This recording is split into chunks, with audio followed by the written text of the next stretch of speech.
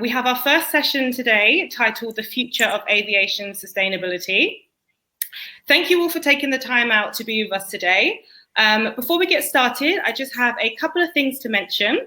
We will be running a couple of polls throughout the discussion, which will pop up on your screen. Questions will also be answered throughout.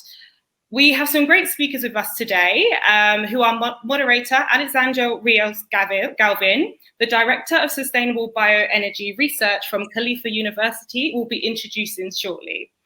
And if you miss anything, don't worry, we'll be sending out the recording as soon as it's available. Again, thank you very much, and I hope you enjoy our webinar.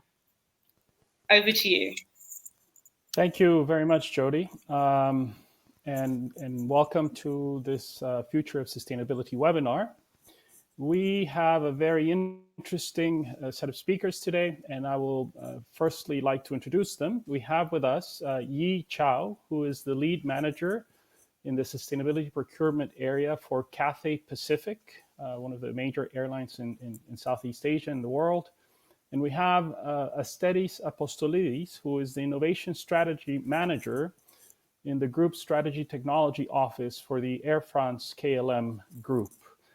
We hope to have Rachel Everard as well, who is head of sustainability for Rolls-Royce, but we will see if she is able to resolve her technical issues. So to start us off, I would like to begin by asking our audience who you are and where you come from. So we have a first poll, which essentially says, which category best describes your role? Are you an airline, an air navigation service provider, an airport, a technology or solution provider, or are you working for a government institution or a civil aviation authority? So please go ahead and submit your answer. And so we'll be waiting for the poll results as soon as they are completed. And so we have, as mentioned, our two colleagues here, and we will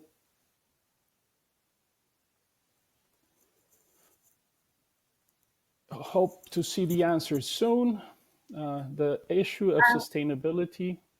Go ahead, please. So I'm not sure if the answers are showing to you, but we have 38% of our audience are from airlines, 3% of the audience are coming from ANSPs, 1% is from the airport, 51% are technology and solution providers, and the remaining 7% are from civil aviation authorities.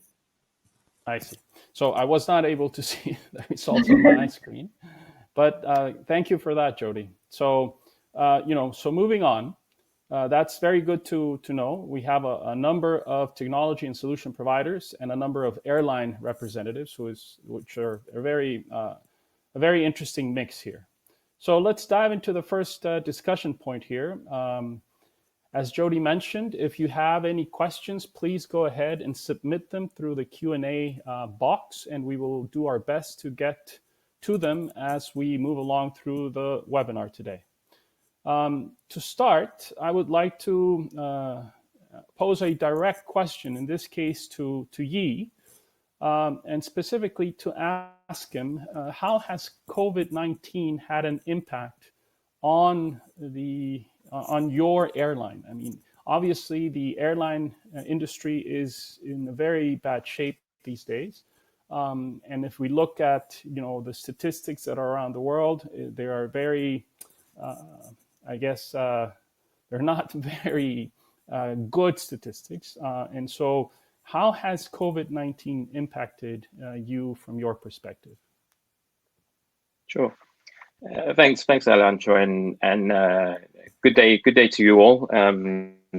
Very happy to join this webinar and on the topic of aviation sustainability. And I think, as you rightly say, the world is kind of in a strange situation with COVID. Then, but I think it's still good to sort of talk about sustainability. And I think pre pre-COVID and pre-pandemic, there was really a momentum on some of these issues, and yeah, it was sort of very unexpected what has happened, and as you say, sort of a lot of airlines are struggling, and for us, that's certainly the case.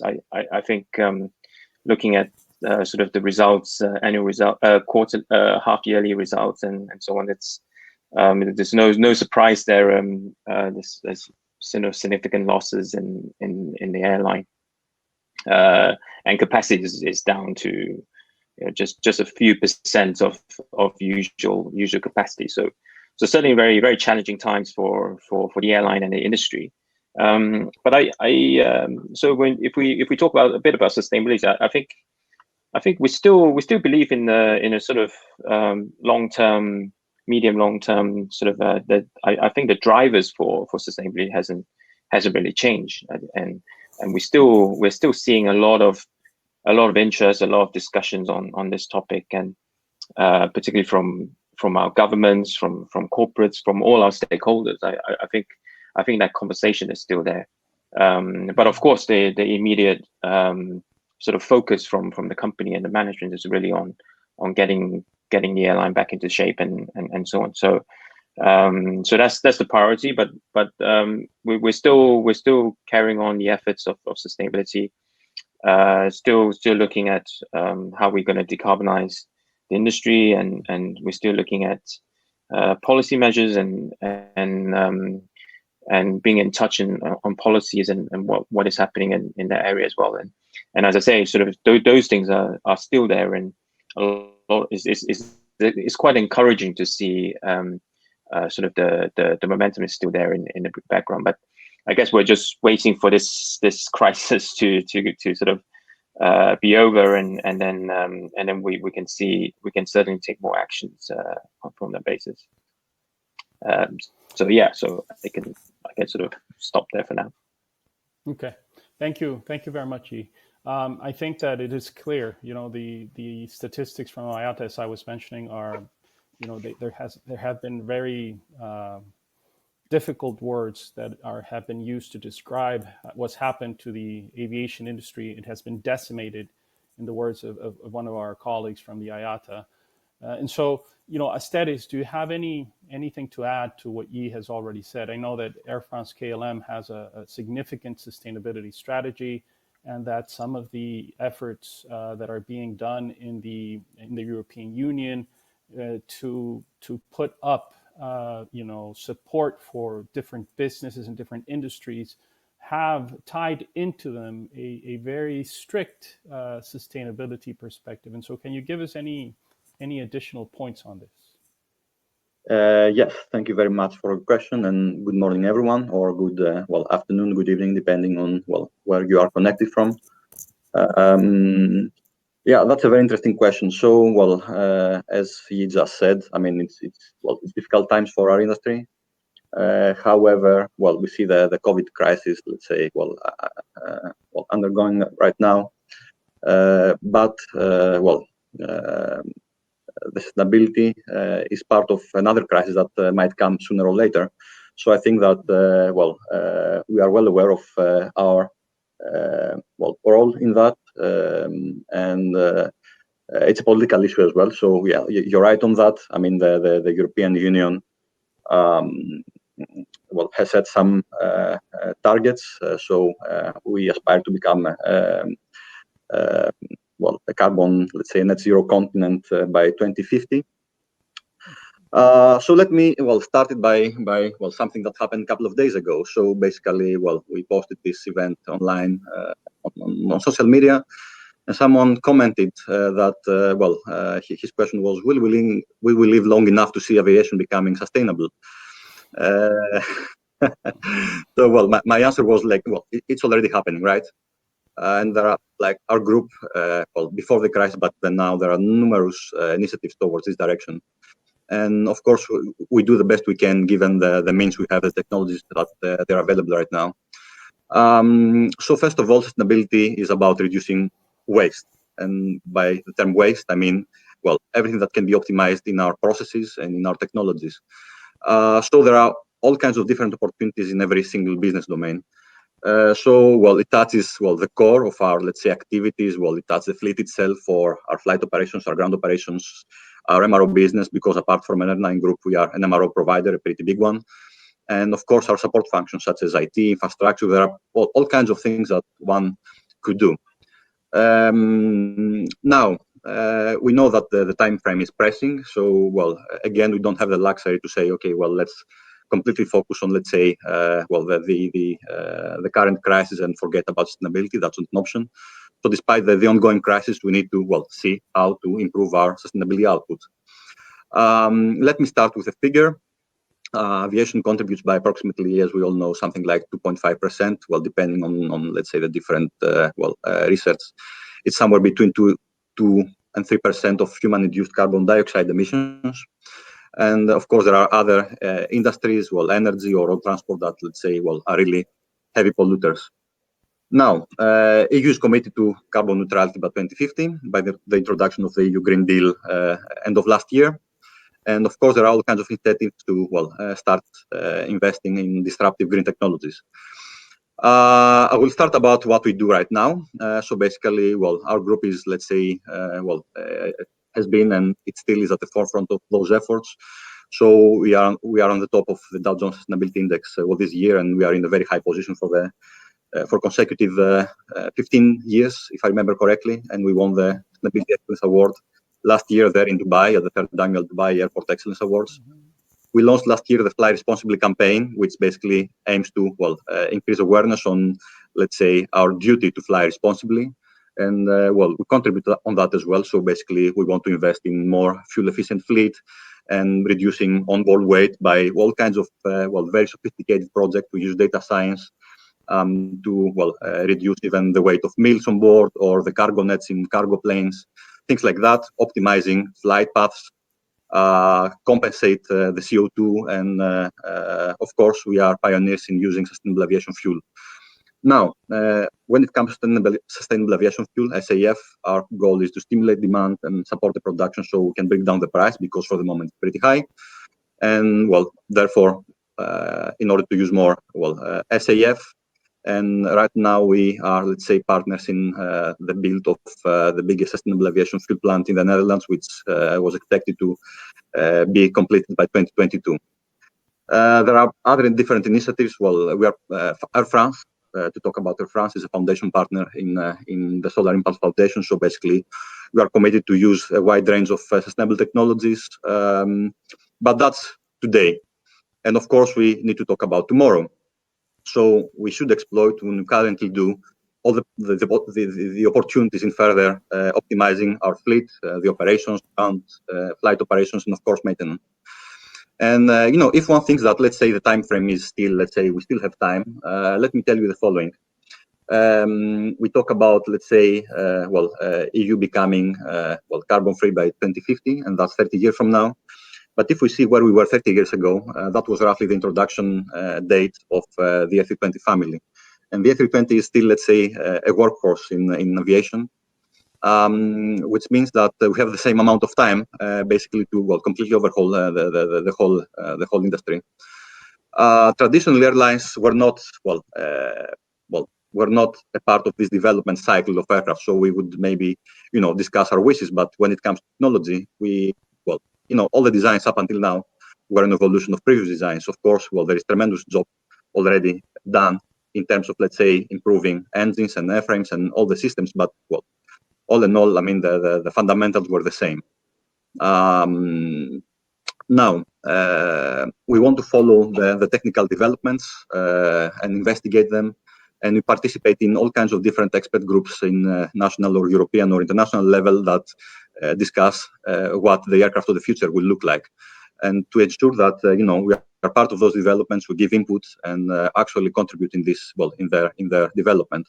An example is, well, the so-called Flying V. That's a very innovative aircraft design that was presented last year by KLM and a leading university here in the Netherlands, TU Delft. So basically, along those lines, Asteris, you know, you're absolutely right. But we have some time to go, and I think that you can go back and go into those items that you were describing in detail. Yeah. But I'd like to take, for example, right now, one of the questions that has been posed in the Q&A box, in terms of all of these things that you were talking about, all these technological advances, all this participation of the airlines, talking to the aircraft manufacturers and the engine manufacturers and being involved in the design of these new aircrafts, and talking about the current situation, the pandemic situation. So what do you think will be the impact? So the question specifically is, what long-term impact do you think that the COVID situation will have on aviation sustainability? And so, are there any specific, to both you and Yi,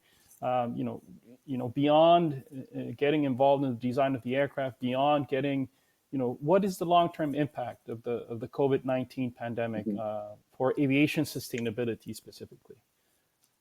Can you go ahead and start, if you will, Yi, please?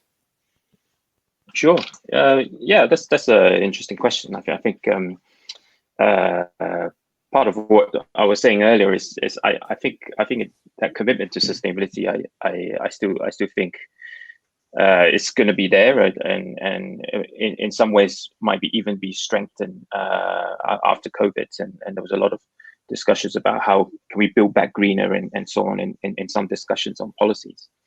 So I think that's going to be there. I think the sort of challenge would be in sort of short, medium term is of course the financial situation of the industry, and a lot of what we need for development of sustainability, things like sustainable aviation fuel, other decarbonization strategy, or technology, new technology. All these require sort of investments in one shape or another, and I think of course, having the impact of COVID, that's gonna maybe have some impact on some of those activities in a near sort of in the near short term perspective. But I think from and that's where I think a lot of the focus from who needs to do all that might shift in a sense towards other stakeholders in the value chain. So, for example, governments might come in a bit more in terms of policy support around some of these issues, or our customers can also be more involved. So, I think as from an industry perspective, the financial challenge is going to be an important element for the next couple of years at least. I think, but long term, I think that ambition, that desire from the industry will remain, and I think that pressure to do something for the industry will still be there. I fully agree. You mentioned two very important aspects of this. You mentioned customers. You mentioned the people that the airlines serve. I think that's a very important aspect of it. And you mentioned as well, how this relates to a long-term vision. Asteris, can you comment on this long-term impact of the pandemic in terms of how you see it affecting aviation sustainability? Yes. The way I see things is that, of course, for now, things are slowing down, and that's of course that's normal, and we see this kind of impact in the whole aviation ecosystem. So when it comes to airlines, to OEMs, of course, MRO providers will feel the impact as well, airports. So yes, I think right now we need to find ways to navigate through the crisis. On the other hand, and I'm happy to say that my impression is that the initiatives that are related to sustainability have not slowed it down, at least to a great extent. I do believe that again, it's our role and it's our duty to the society to remain relevant in this aspect and push forward with those initiatives.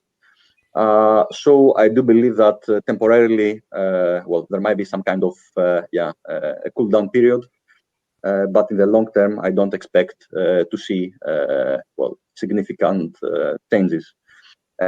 And I think that's the that's something that is supported as well on a political level. So during the crisis, we saw that different governments, at least in Europe, the French government, the Dutch government, the German government, they reconfirmed their support to decarbonization of the whole industry and aviation as well. So in the end, I expect the effect to be minimal in the long term. Yeah, and certainly we all hope for that, because clearly we all want to have a healthy aviation industry moving forward. And this next question that has come in the Q&A box is related to that, right? When, many years ago, 20 years ago almost, when 9/11 happened, the aviation industry had to undergo a major revamping of their safety and security procedures. Do you see something similar happening today because of the pandemic? You're talking about how do you think the increase in risk over personal health will affect the travel process? I think that's a very interesting question. Clearly, both of you as airlines need to adjust to that new normal, if you will, or to that new. Are there any processes that you are implementing to try to get back on track? And I guess that reference to 9/11 is very interesting. And so can you please, perhaps, Asteris, you can give us a few comments, and then you can chime in. Yeah. Well, when the pandemic hit some months ago, of course, like we all were caught by surprise. So it took us some time to adjust to this new normal, as you mentioned. But I think right now we know what are the implications of having this hygienic crisis around. There are all kinds of measures. We'd like to think them as temporary, and myself as well. So, at least the way I see things is that I expect things to become normal at some point. However, given the fact that, let's say, the previous global outbreak of a pandemic was many years ago, in the early days of aviation, I do believe that we have some lessons to learn here and be prepared in the, let's say, in the case that something similar happens in the future. So I'm not sure if there's going to be some kind of, let's say, long-term impact in terms of, let's say, the way we operate. Hopefully not. But at the same time, I think we're going to be prepared if we encounter something similar in the future. How to respond? Thank you, Asteris. Yi? Yeah. Yeah, I think we can start with the sort of the question of how's sort of aviation going to change post pandemic, and I think if you look at some of the macro drivers, it's still too early to tell, basically. I think, but a lot of people are maybe expecting some changes. We might have lost the connection with Yi. Jody, can you confirm? Hello? I still have connection. Yi, can you hear us okay? Okay. I can hear. Can you? Perfect. Sorry. Sorry. Great. I'm sorry. It may have been me. So yeah. please go ahead.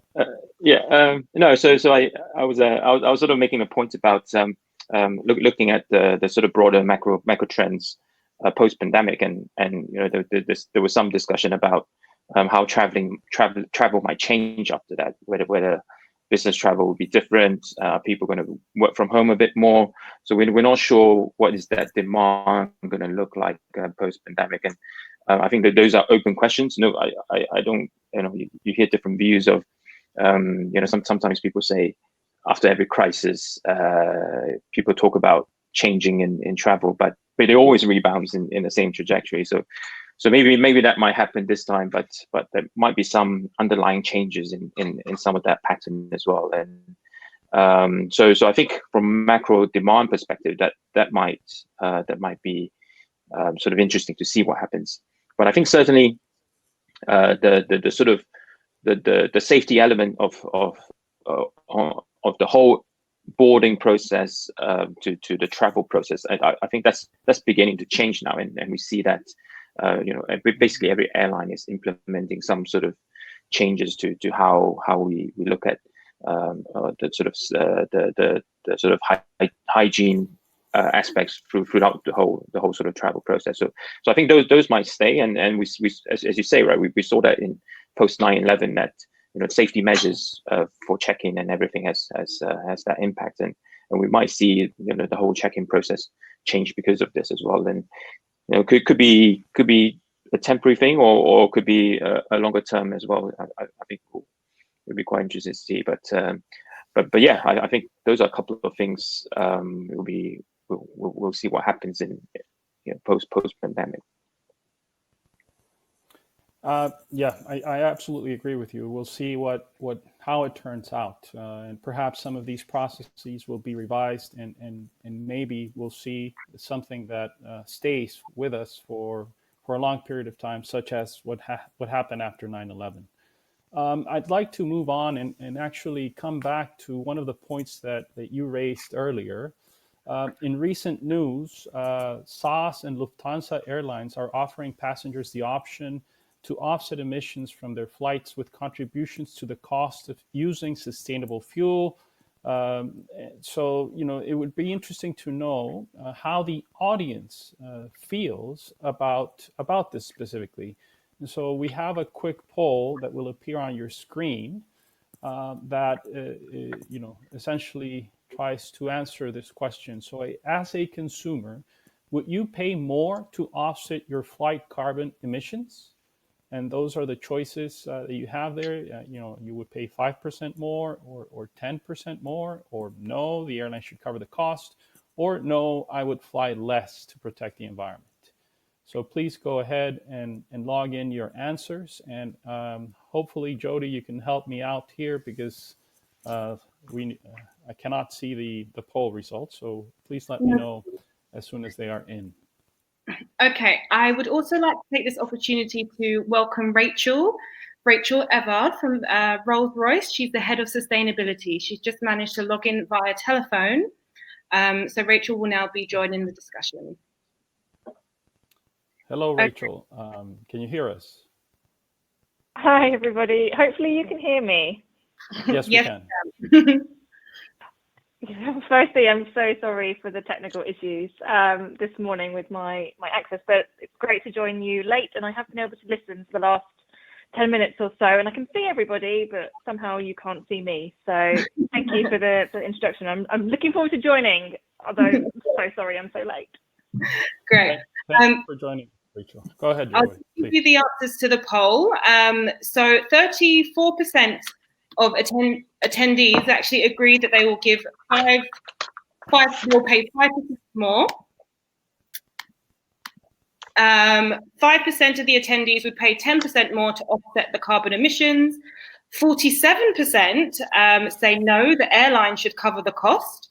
And 15% of the audience feels that no, I would rather fly less to protect the environment. So it seems that the majority of the audience feel that the airline should cover any costs to offset carbon emissions. That's a very interesting result, because it would have been also interesting to understand the demographics of where our audience is located, because in different parts of the world there are different views around this. And for example, in Europe, there has been quite a significant movement for this flight shaming.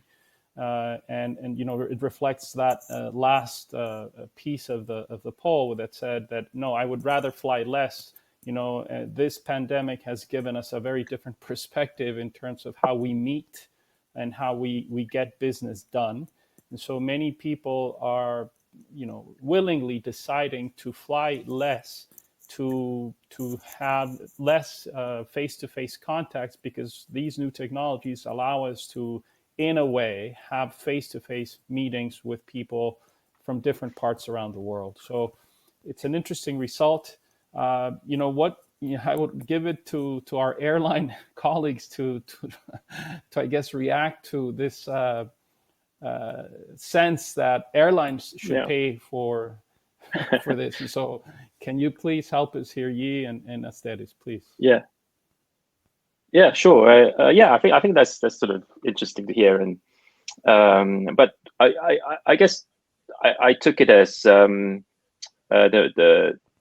audience believed that someone should pay for this. It's essentially, and having an airline pay for it. Yeah, sure. I mean that's certainly. I mean airlines should have the obligation to play our part for sure. But I mean ultimately, I think it comes down to the same questions about how basically where in that ticketing process do you put that price on for offsets or for SAF, sustainable aviation fuel, right? Because basically if airlines going to pay for it, then that cost would be essentially embedded within the prices. So either way, either you pay at the end or otherwise. But I guess the difference is that we become the sort of obligated party to pay for it. So that's I guess it's a similar sort of situation with the carbon offset program for international aviation. So the carbon offsetting and reduction for international aviation, the CORSIA regulation that's recently been come out. They're starting last year already, which basically meant it becomes an obligation for the industry to offset their emissions. So the emphasis is on the airline to do that. So I think that's interesting. It seems the other takeaway I saw was that most people 34% only for 5% and 5% are not willing to pay more than 10%. So it's quite small, basically. The willingness to pay on that.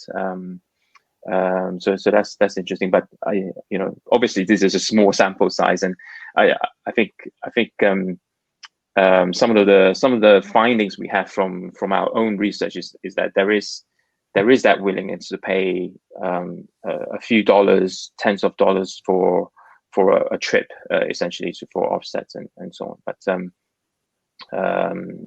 I think those are sort of interesting to see. Thank you, Yi. Any words on this, Asteris? Yes. So, as he just pointed out, someone will have to pay the cost anyway. So, it might be, if it's not the passenger directly, increased, cost for airlines should be somehow covered. So, in the end, I think that our focal point should be how to scale up production and how to, try to reduce the cost of producing sustainable aviation fuel. And by doing that, I think everyone will be benefited from this sustainability technology. So in the end, we can always, let's say, have someone pay the price. But on the other end, lots of things can be done in, let's say, reducing the cost of production. And our focus should be there, in my opinion. And of course, there is a long way to go forward because steel production is pretty limited. So right now, the real contribution of sustainable aviation fuel in the global mix is pretty, it's very small, to be honest with you. But the technology is promising, and our efforts should be in scaling up the technology. Thank you, Asteris. Let me bring in Rachel, and thank you for joining us, Rachel. Can you please give us a brief overview of the sustainability drive that Rolls-Royce is putting forth, and then if you can chime in terms of what the role of technology is in future aviation sustainability, and perhaps even address a little bit around the idea of these sustainable aviation fuels and how that plays into the role of an OEM like Rolls-Royce. Yeah, absolutely. I suppose the first thing I'll start with saying is that the Rolls-Royce in line with the UK government here where we're based, its commitment is to ensuring that aviation and our role in aviation can be compatible with a net zero carbon future by 2050. That's really our kind of rallying aspiration. And we believe that that can be achieved through a three-pronged approach that may be similar to what was already talked about earlier on this call. But firstly, through further increasing the efficiency of our engines, and looking at our more modern engines, the Trent family of engines, and how that has developed over time, and continuing to push that with our new technology programs, including the UltraFan technology program, which will deliver a step change in efficiency. And I think on average, we've improved engine efficiency by around about 1% per year since the early jet engine. And we do believe that, we can continue that trajectory. And it's really important that we continue to do that, because actually the second kind of prong of our strategy is around pursuing the accelerated availability of sustainable aviation fuels. The reason we need to continue to focus on relentless pursuit of efficiency gains is because we know that these fuels are going to be more expensive than kind of conventional fossil fuels. They will be an increased cost to do with the production in particular of them. But they're going to, have this really important role to play. And we as an engine manufacturer have, we believe, quite an important role to play in accelerating the availability of these fuels. It's not a technology challenge in the same sense, a modern Rolls-Royce engine today can already fly on an alternative fuel without any need for modification. So it's not so much a technology issue, it's an economical issue. It's a lack of supply that's currently available. It's only around pre-COVID, about 0.1% of all fuels, all flights were taken on SAF. So how can we kind of address that and make them more readily available and cost effective? And then the third part of our strategy, and perhaps the most exciting part, is pursuing novel technology innovation. So the role of electrification and hybrid technologies in flight, starting at this kind of smaller end of the kind of scale in terms of airplane size, but eventually looking up to how more electrification and hybrid can play a role in the kind of wide body and transatlantic markets that Rolls-Royce is probably best known for today. I think on the question just previously on offsetting, it's really interesting because all of those solutions, all three parts of the Rolls-Royce strategy are going to be very expensive. And I think offsetting has a really important role to play as part of a kind of basket of different measures, one of the challenges of offsetting is that you are essentially funding decarbonisation within a different sector. And actually, if we can continue to, finance the appropriate technology measures that can help to decarbonise aviation directly, I think we can have a much greater impact than we can through funneling kind of funds into other sectors where there's an indirect benefit. Yes, thank you very much, Rachel. I think you've hit a number of interesting points here, and no question that technology and everything that Rolls-Royce is doing will be very important. It goes back to, I guess, in terms of how is the customer or the flying public going to adopt or accept a green recovery of the aviation industry. And so, in terms of, you've mentioned some of these technologies, but what would you say would be the most critical technological requirement for a green recovery from your perspective, Rachel, and then perhaps Yi and Aesthetics can chime in? Well, it's a really good question, and I don't know if I can call out any one of those kind of three elements of our strategy as being the most critical, because actually they do have to go hand in hand. And if we look at the aviation sector as a whole, I think it's really important that they do go hand in hand. And I don't think it's kind of appropriate to call out one. I suppose perhaps the most critical in terms of shorter term gains is likely to be alternative fuels. Scaling those up and making those more readily available at pace is going to deliver the biggest carbon benefits in the shorter term, I think.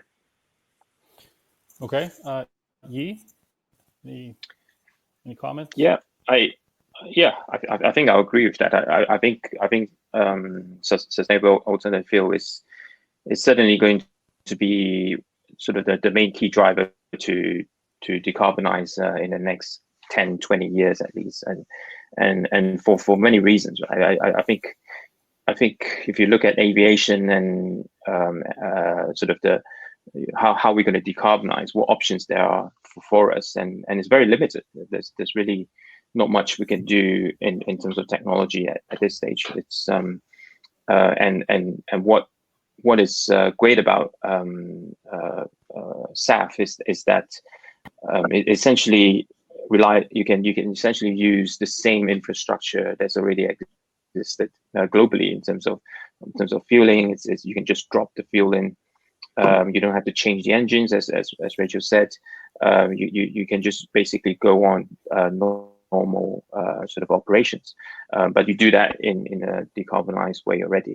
But of course, the big challenge is the bridging that cost premium with SAF, and it's the classic sort of chicken and egg sort of cycle of no supply because the price is high, and price is high, then therefore with no supply as well, and we just have to break that cycle in some way, and that's where policy now sort of post COVID, maybe we should hopefully see some focus on the policy side to sort of address that, because I think for airlines to bear the cost of that, it's going to be, of course, that's going to be challenging, and we can't really airlines can't really do that by themselves.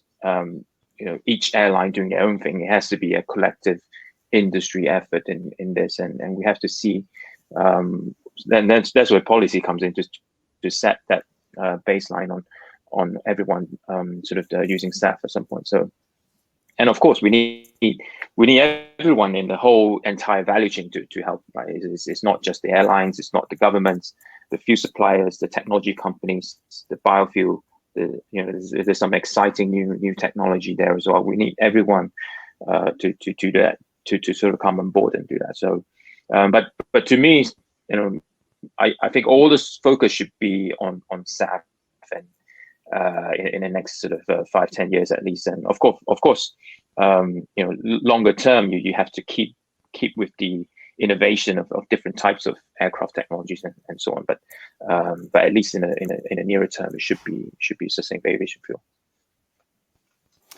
Yes, and I think you've hit on a very important point here, and therein lies the complexity of making sustainable aviation fuels available in a mass production and mass market scale. The complexity is that this is not, it's not the producers, it's not the airlines, it's not the airports, it's the entire supply chain, and getting all of these people together and working toward that same goal is difficult. Any additional comments on this, Asteris? Well, first of all, I lost you for a couple of minutes because I have some technical issues with my computer, so I'm back. So, well, to be again, back in the discussion, is the topic only sustainable aviation fuel, or in general alternative? Let's say we were talking about technology in general. How do we see the technology? What's the role of technology in supporting the recovery of sustainability in aviation? I understand. So, well, as far as I understand, my fellow speakers covered the SAF topic, and for us is a very important topic too. However, we try to follow all kinds of different technologies and see where things are going. Because of course, SAF, as Yi pointed out right now, is, let's say, the easiest solution because the infrastructure is already there, and I think that's a very important point. However, again, scaling up production is pretty challenging. But as we know, there are all kinds of different technical solutions in research right now. Of course, conventional, in quotation marks, or all the conventional architectures are going to be still relevant. For example, the OEMs will keep developing engines. We know, for example, Rolls that they invest a lot in their UltraFan design, so they came up with a geared design for the coming decade. However, we know as well that the OEMs investigate right now all kinds of other different technologies. So we see about we discuss about electric aircraft or hybrid electric, or about hydrogen. And all of those technologies, well, they're very promising, but lots of, let's say, they have lots of technical challenges. It's batteries, for example. It's superconductors to transfer the electric current in electrical designs, or it's cryogenics and heat transfer for, let's say, hydrogen and the tanks, cooling of systems, the transportation of hydrogen, its fuel cells. It's a whole group of, let's say, technologies that they have to mature in the coming years, so for those, in order those technologies become make it to production. However, again, if we talk about policies, we see a strong commitment, for example, from the French government and the Dutch government to support hydrogen and have some kind of, let's say, viable aircraft flying in somewhere 15 years from now, which is pretty, let's say, a pretty ambitious timeline. And of course, we have to make sure that the ramps, so basically reliability, availability, maintainability, and safety, are in place for all those technologies. OEMs and researchers are doing a tremendous job in making those technologies mature. But when it comes again to, that makes me ask the question, okay, maybe there is a common denominator in all those, let's say, very futuristic and nice designs. And I think I can break it down into three different areas. The first one is the problem of heat.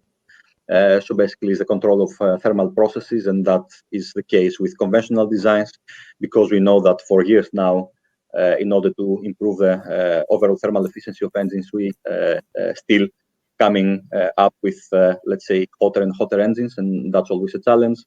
Or again, the heat management is a challenge for electric propulsion, because you need to somehow get rid of the heat created in the cabling and the engines, and that's not obvious.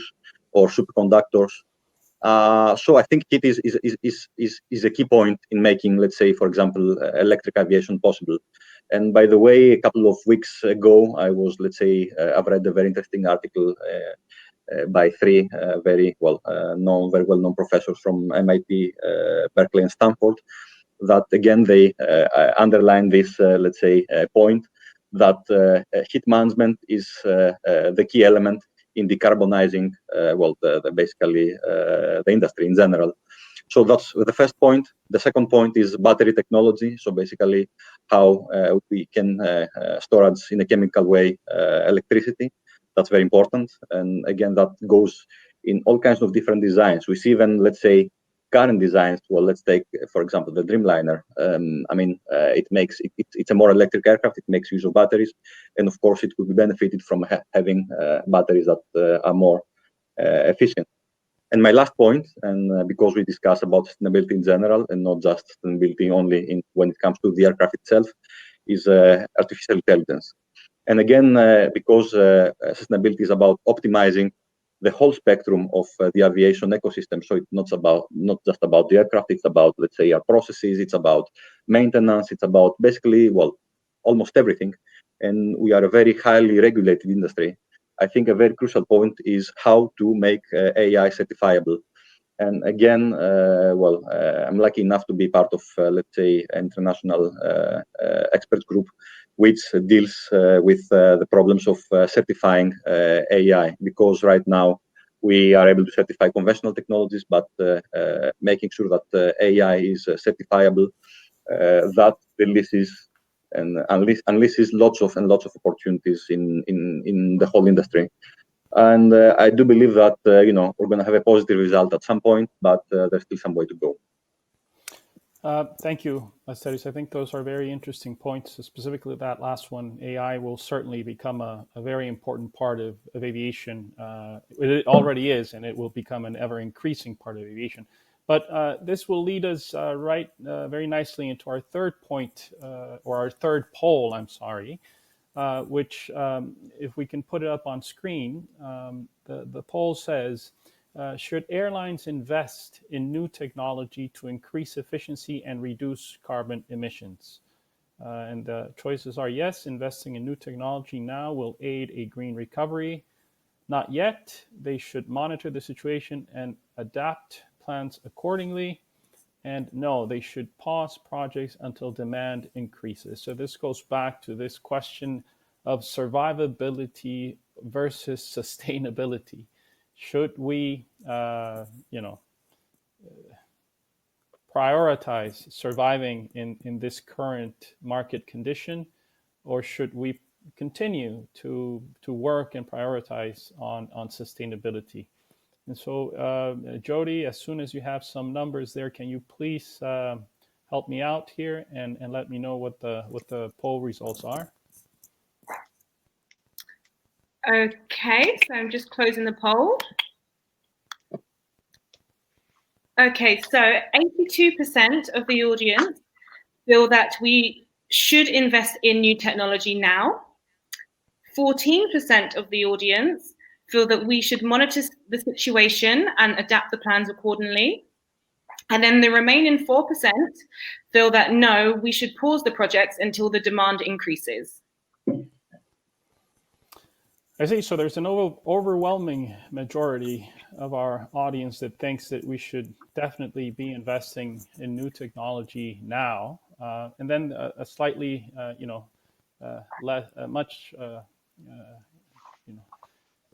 less in less aspect wait.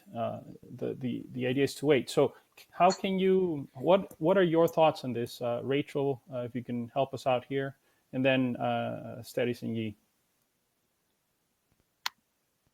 Yeah, absolutely. I think, when we step back and consider the real crux of the challenge here, it's around how we can ensure that aviation can be compatible with a net zero carbon future, and it has an important role to play in that future. And I think one of the things that we have seen throughout this COVID crisis is the effective grounding of aviation globally, with a very significant socio-economic impact and, quite frankly, a pretty minor environmental benefit.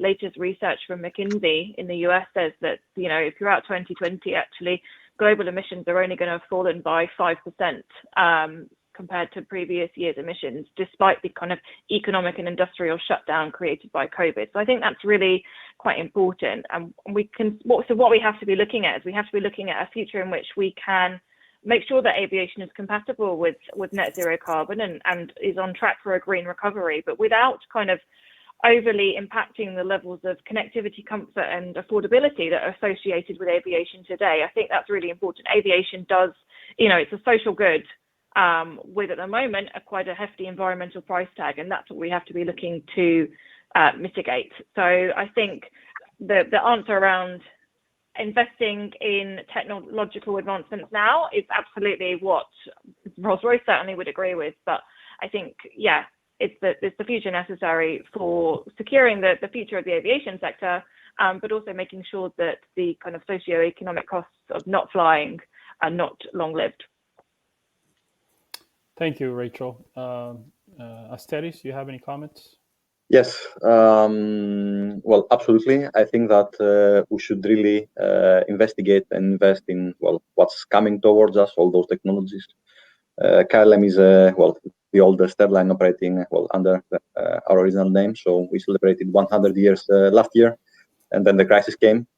But in order to ensure that, we can celebrate, let's say, another 100 years, I think, following the technological developments is fundamental. It's something that we should not compromise, because, if you just focus on the present and, postpone, acting on the future, that is a very good recipe, to put you in a very difficult position. So I think that,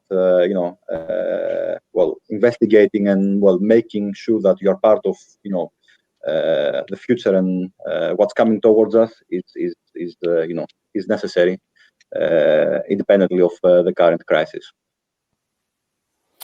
Thank you, Asteris. Yi, any comments?